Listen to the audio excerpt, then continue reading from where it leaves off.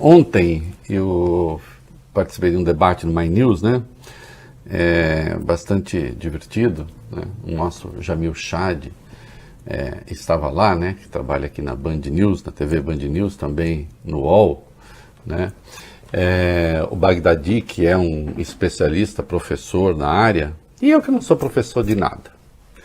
Mas foi bastante interessante. E eu lembrei lá também uma frase que o Francis dizia, Paulo Francis, saudoso Paulo Francis. Ele reclamava muito, Valio Bene, do cinema da sua época, né? O cinema ali do fim dos anos 80. Momento cultural. Ele tinha horror ao Spielberg. Dizia: eu estou preparado para filmes para crianças, para pessoas acima de 12 anos, e hoje os filmes todos são para pessoas abaixo de 12 anos. Então ele invocava ali para o cinema. E às vezes eu acho que a gente está vivendo um pouco também a era em que as informações todas parecem que são feitas para crianças que estão jogando videogame. O objetivo é destruir o outro, quer dizer, quem ganhar. Vai indo lá, destrói. Que as redes sociais, que tem muita maravilha, mas também tem muito churume, façam isso muito bem. Quando isso começa a estar na imprensa, aí as coisas se complicam um pouquinho, né? Porque você não pode confundir o fato que você analisa com a adesão de determinadas pessoas a determinadas posições, de modo que você, em vez de analisar o fato, continua a fazer crítica àquela pessoa de quem você já não gosta. Não entendi, Reinaldo, eu exemplifico. O fato de Bolsonaro ter uma posição estúpida sobre a guerra da Ucrânia, né? Já podemos falar de guerra. O fato dele ter se alinhado a Putin, que é uma pessoa detestável, não custa dizer, né? Lembrando a piadinha, fica parecendo que tem que ter um gerador de caracteres o tempo todo, né? O fato de ele ter ido lá empenhar seu apoio a Putin, e o fato de o Bolsonaro ser uma figura política detestável, a meu juízo, e a juízo de muita gente, não pode contaminar a análise sobre o que está em curso. O que? Justificar a invasão? Não, a invasão é injustificável. A invasão viola a Carta da ONU. A invasão viola a autodeterminação dos povos. Não é justificável a invasão sob nenhum ponto de vista. Não pode. Sim, Putin tem de ser punido.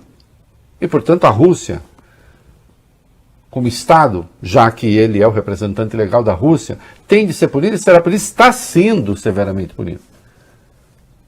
A questão é saber se as punições que estão em curso vão fazer um mundo futuro melhor ou pior, porque há algumas falácias de que, essa é a Ucrânia é apenas o primeiro país, depois o Putin vai invadir a Moldávia, depois ele vai invadir não sei quem, depois ele vai invadir os países bálticos. Não, mas isso já ficou no passado. Essas derrotas a Rússia já teve. O que eu estou tentando fazer com que as pessoas entendam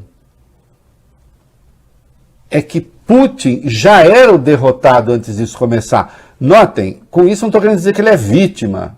Isso que eu estou falando, ele detestaria ouvir se ficasse sabendo.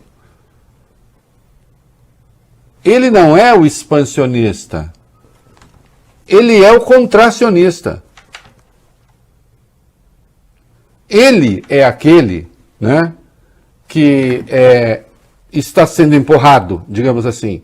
Basta ver os países que aderiram à OTAN.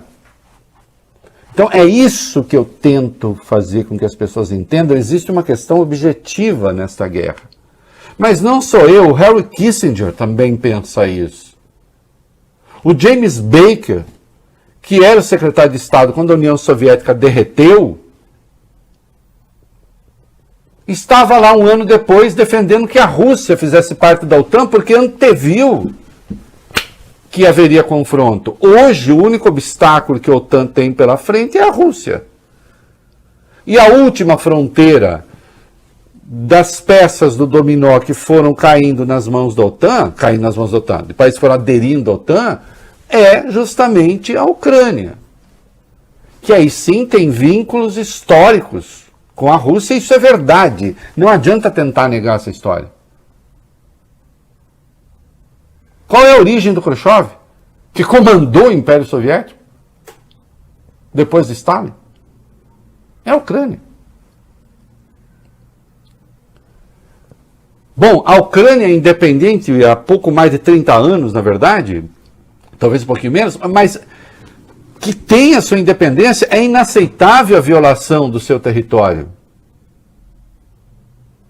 Agora, fazer de conta que a questão da OTAN não existe, aí não é investir num mundo melhor, aí não é investir num futuro seguro, aí é investir no caos. Será que é tão difícil de compreender isso? Porque tudo mais constante, então, a Ucrânia entra na OTAN, que é aquilo que o Henry Kissinger dizia, não faça, porque isso necessariamente indispõe com a Rússia, e, portanto, armar novos confrontos. Bom, se o Putin for derrubado na Rússia, eu, por mim, queridos, eu só acho que é uma hipótese difícil, mas pode acontecer, pode acontecer. A economia russa vai para o vinagre, já está, nós vamos ver. Se o Putin cair, e se a Rússia conseguir fazer uma transição que coloque o maior arsenal nuclear do mundo em mãos seguras, muito bem. Mas eu me pergunto se é desejável que isso aconteça na atual Rússia. Eu me pergunto e tenho a resposta é não. E de qualquer pessoa sensata que estude um pouquinho as relações internacionais e o equilíbrio de poder na Rússia, dirá que não. Rússia é essa que nunca conheceu a democracia. Rússia é essa que é uma federação com vários interesses internos também conflitantes. Então, fazer de conta que a OTAN não tem nada a fazer em favor da paz e que a única coisa que resta é Putin recuar, é não querer a paz. É lucrar com a guerra, porque a guerra também é lucrativa. Para alguns. A guerra também refaz esferas de poder. Ou será que uma eventual sova da Rússia nessa história não será útil para o Biden na sua disputa pela reeleição ou para as eleições de meio de mandato? Ou então para o Boris Johnson sair da sinuca interna, que estava caindo o Boris Johnson antes disso?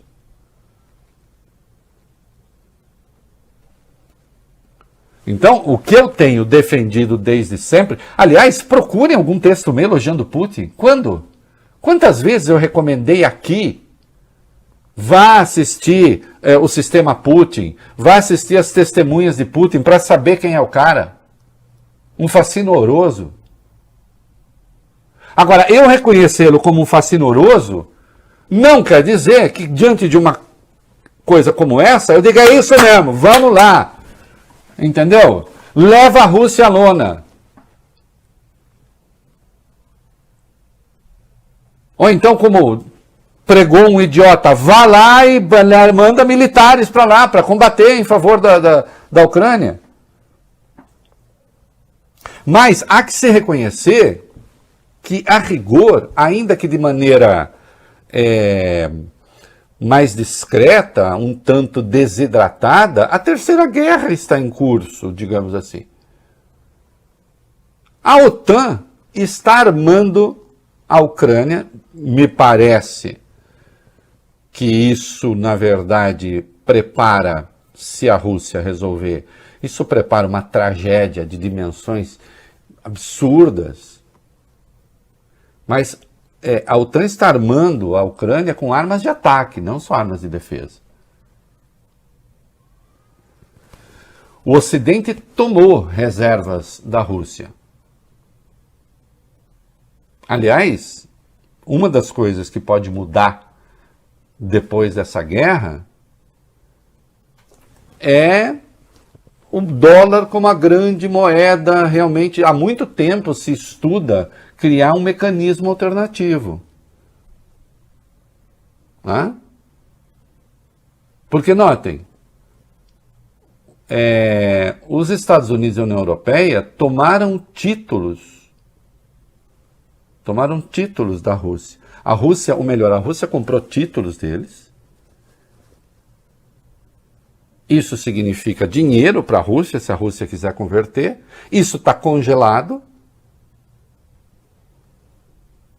E, portanto, os Estados Unidos e a União Europeia estão dizendo, sob certas circunstâncias, os títulos que nós vendemos a vocês não valem.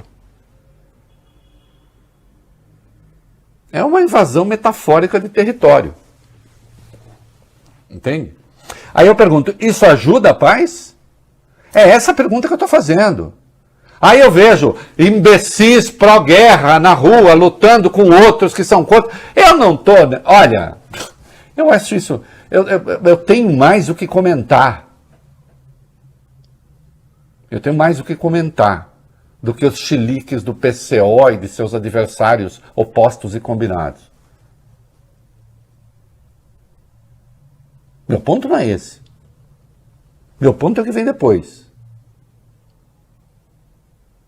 E nesse sentido, comentei hoje de manhã e digo aqui de novo. Bolsonaro e Putin têm uma enorme capacidade de emburrecer seus críticos. Porque aí, Vólio Bene, aí, Bob, as pessoas não mais veem a questão. Elas perguntam primeiro, de que lado o Bolsonaro está? Então eu não quero nem saber. Bolsonaro que está mal informado sobre o próprio Brasil. Uma análise política séria deveria apontar outra coisa. Pela primeira vez, o Itamaraty tomou uma posição diferente da posição do presidente. É mentira que a posição do Brasil seja de neutralidade, como o Bolsonaro está dizendo. Não é. O Brasil disse não à guerra. 2 vezes. Disse no Conselho de Segurança e disse na Assembleia Geral Extraordinária. O discurso do Ronaldo Costa Filho é muito claro nisso. Reconhece que a Rússia tem interesses legítimos de segurança que devem ser debatidos, e tem. Eu lamento muito que a ignorância militante nas redes sociais ignore isso. Digo, o Reinaldo é a favor da guerra. Vai caçar sapo, idiota. Vai ver o meu histórico com o Putin, qual é. Reconhece que... Mas diz, isso não justifica a invasão.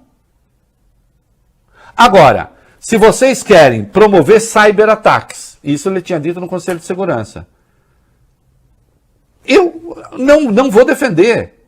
Se vocês querem tirar a Rússia, como decidiram tirar do Sistema Internacional de Compensação, eu não vou apoiar isso, e faz muito bem não apoiar. Eu também não apoio.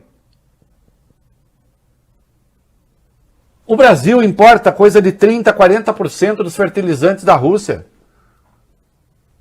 Por que é que eu vou apoiar uma coisa que é contra objetivamente o interesse do meu país? Contra os pobres do meu país? Contra as exportações do meu país? Sem que isso melhore em nada, porque não melhora a situação da Ucrânia. Não melhora a situação da Ucrânia. 0. Não será isso. Então você apoiar medidas que são, na verdade, uma escalada... Aí eu vi há pouco agora uma senhora Assim, ela não gosta do Bolsonaro, então eu também não gosto, eu deveria estar junto com ela. Né? Nós dois não gostamos do Bolsonaro, então não sei o quê. Aí vai, tá vendo o Brasil, olha o Brasil, está atacando a posição do Brasil. A posição do Brasil na ONU hoje está corretíssima. Mas o embaixador foi nomeado pelo Bolsonaro, e daí que ele foi nomeado pelo Bolsonaro para ser o ministro das Relações Exteriores? A posição de Itamaraty não é a posição do Bolsonaro.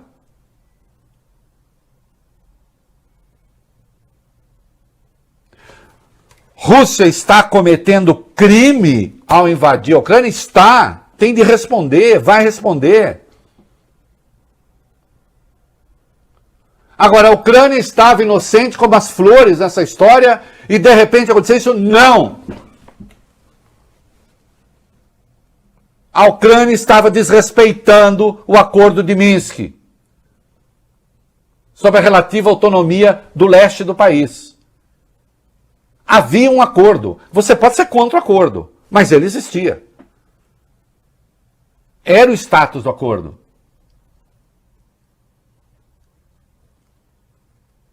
Putin facilita as coisas? Não, definitivamente não. Agora, eu acho incrível que você chegue aqui e diga: olha, estão dizendo que há ataques indiscriminados, e ataque indiscriminado não há, porque se houvesse ataque indiscriminado, você teria muitos milhares de mortos. Aí vai a ONU hoje e diz que são 132 os mortos. Acho. Vê se é esse número mesmo. A Ucrânia fala em 300 e poucos.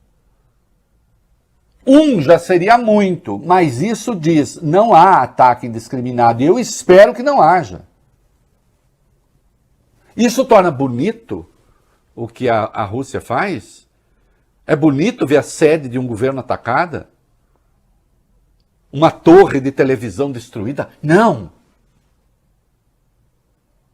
Que se discutam os crimes de guerra, se usar.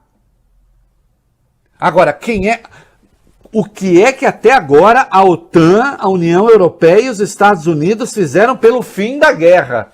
Eu não vi nada. Eu só vi pela guerra. Quem agora se mobiliza, e nós vamos falar, é a China. Vejam vocês.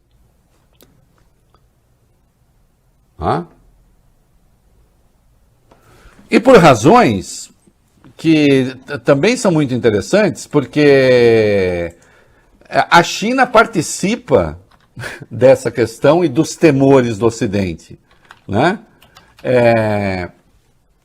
Vamos falar um pouquinho disso então, meninos? Mas que fique isso claro. A posição do Itamaraty não é a posição de Bolsonaro. A posição do Itamaraty é de condenação à guerra. Clara, a guerra não, a ocupação da Ucrânia, a invasão da Ucrânia. E o que o Itamaraty não endossou e pediu cuidado é em relação às medidas de retaliação, porque diz, isso tudo pode piorar a guerra e espalhar o conflito. Aliás, essa é a posição histórica da diplomacia brasileira em todos os conflitos. Não é a boçalidade bolsonariana e nem é esse espírito guerreiro que agora deu em certo colunismo, buscando de algum modo, achando que ataca Bolsonaro. Eu tenho brincado, Bob, que existe a divisão de blindados, viu, Vale Beni? Divisão de blindados da Rússia e a divisão de teclados da imprensa brasileira. De gente que de política internacional não sabe fazer o O com um copo. Não a Putin, não a invasão. É um troglodita, está tudo o que vocês quiserem de ruim. Agora, não há santos nessa guerra e é preciso parar a guerra e não alimentá-la. É isso aí, vamos lá. O que nós temos aí? Antes da China, Rei, a ONU falou hoje em 136 civis mortos nos confrontos. 136 civis mortos. A Ucrânia tem falado, né, em 400 e alguma coisa, ou 300 e alguma coisa. 372. Bom, é preciso ser um imbecil para falar que esse número de mortes caracteriza ataque indiscriminado. Ataque indiscriminado não é. Não ser ataque indiscriminado torna a coisa bonita? Não! Não torna.